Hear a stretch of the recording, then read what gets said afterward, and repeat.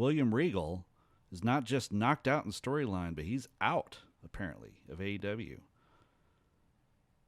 Fightful reported today that apparently, quote, the deal is done. His deal is over in December. We don't know whether that means he got an out or that he had an out built in, or if he just had probably a 9-month contract. I think he came in February or March. So the 10-month deal doesn't sound quite right to me, so I'm sure it's some sort of gentleman's agreement. But at any rate, it appears he's going home to his buddy Paul, and frankly, I don't blame him. You can't really begrudge him for wanting to work where he wants to work. But I don't know. What do you think? Is there a lot to read into this, or is it just a guy wanting to go back to the place he was happy? Well, his son is in the PC right now. Yep. So, and look, fathers and sons, it's a very, I mean, you have to respect that relationship. I'm actually just kind of baffled by Tony Khan here. Yeah. Because if this is true that, look, if it's expired, if it's now, whatever it is, whatever the excuse is, you can't have him on television 2 weeks after Full Gear. Yeah. You have to write that story off at Full Gear if you knew. Mm-hmm. If you knew. If you knew. And that's the big crux here. Do I begrudge him going back to WWE? No, of course not, because he's gonna be a made guy. He's gonna have a nice position of power, and he's gonna be able to leech off of Triple H because they have a very, I mean, as I explained on the Boom on the Dynamite show this week, they've been joined at the hip since like 1992.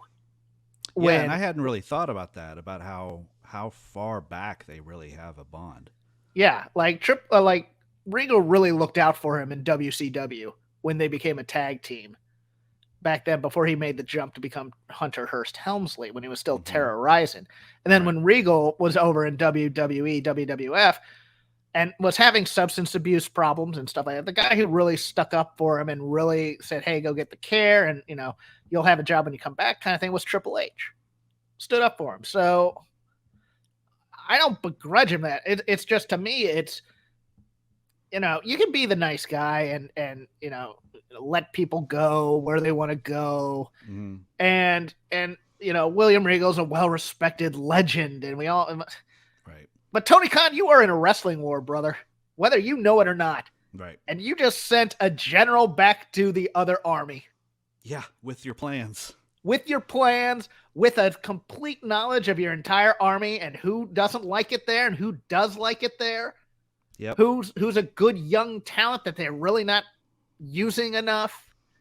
And you just built a connection with him and your future biggest star and world champion. Yes, well, that's just it. This entire way that they wrote him off, he is now the emotional crux of the MJF angle. And you're just like, okay, well, people should know that he's leaving because they all follow the internet and everybody's in the internet bubble that follows AEW. And then some Tuesday he's going to appear on NXT and we're all going to go, what? Right. What do you think about, like, in general? This got me thinking about, like, in general write-offs. Like, back in the day, you used someone until they were done, you know, and you usually built to a blow-off or something like that. Clearly, they didn't build any blow-off. They basically just started the thing off and then literally blew it off instead of the phrase. But, like, is Tony like, oh, I just want to get the most out of him while he's here? You know, has the business changed so much now that it's, you know, you don't want to maximize people when you know they're leaving because the value you're going to get out of them here is not going to outweigh the cost to you later. I mean, I don't think he'll suddenly become like centerpiece of a WrestleMania storyline or anything next year, but I think it's strategic how you write people off, because it was always, at least in my fandom growing up and stuff like that, if somebody's leaving, you beat them at the blow off. Right. And then they leave. And then you understand why they left or whatever. It's like, that's the end of it. Like, you can do loser leaves town or things like that. But for me, it's it's a lack of planning here. Yeah. Or lack of knowledge. I can still say that, okay, he may have brought it up after Full Gear. Right. But Full Gear is the place to write this guy off if you know these things. Because it's a big pay-per-view. It's, and I think the knockout thing, while it's an injury and it's kind of like one of those things where it's like, well, we could bring him back later if he ever wants to come back or something like that. But I really think the simplicity, if MJF had turned to William Regal and go, "You're fired." Yeah. And Regal just realizing he's a man without a country. Yeah. And kind of being defeated and having to maybe just a sad shot of him getting his suitcase and leaving the building because he knows he has no friends there anymore. Yeah. Yeah. I think that would have had emotional resonance the same way, and it would have gotten the point across. And it wouldn't have buried Regal at all. You don't need to bury a guy just because he's leaving.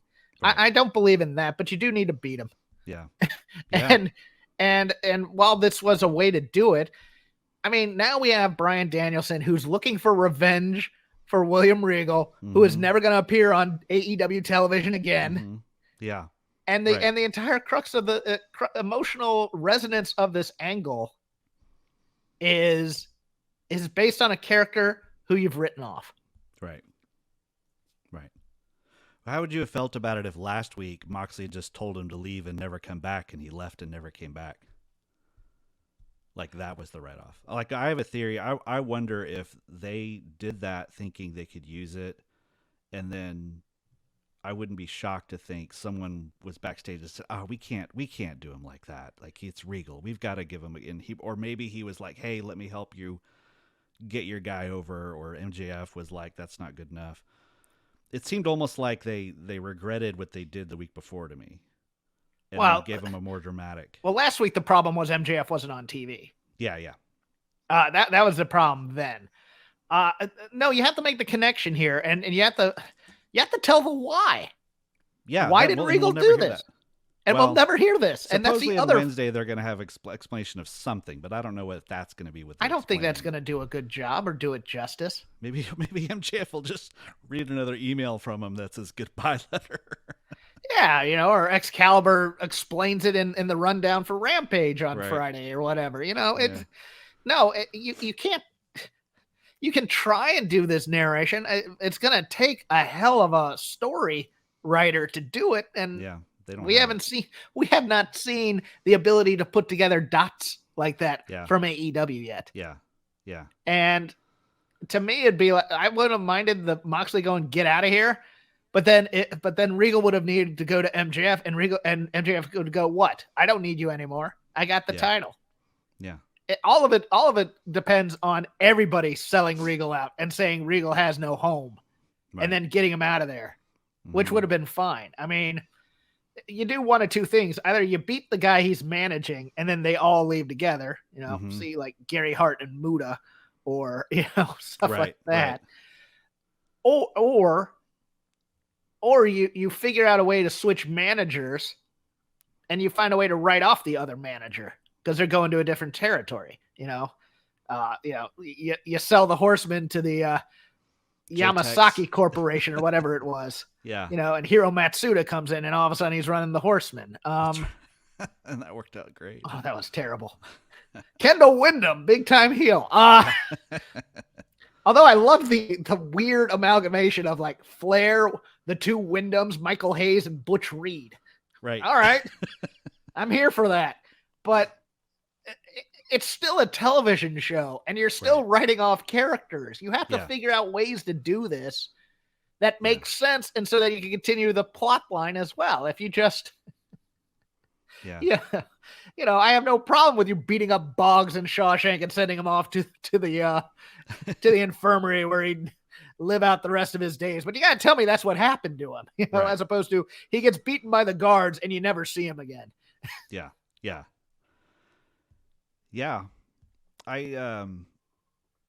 I posted a thing sometime last week. I think when we were talking about it, I think it might have been in response to you about that. I'd been thinking of this image a lot lately of that episode of I Love Lucy where Lucy and Ethel get a job at the chocolate wrapping factory. Yes. And they start the conveyor belt and the little chocolates come by, and their job is to wrap each one in a little, container as it goes by, and they gets it going. And I was just imagining each one of these chocolates is like an episode or a segment of Dynamite. And the first like couple of years, they're wrapping it up and they're like, oh, this is fine, this will do. And then it just speeds up and up and up. And after a while, they're just stuffing it into their bras to hide the thing. I think that's kind of the state where Tony's in right now. Is he's and they're just like, and just critics will tell you scrambling. to shut up because people like chocolate. Right, exactly. Why do you hate chocolate, Jeff? Why do you hate chocolate so much? Well, no, that's not the point. The point is Yeah. the stuff from the conveyor belt isn't being packaged properly. Right. And it's not, Yeah, it's not being packaged at all. It's just being stuffed away, Yeah. collecting chocolates.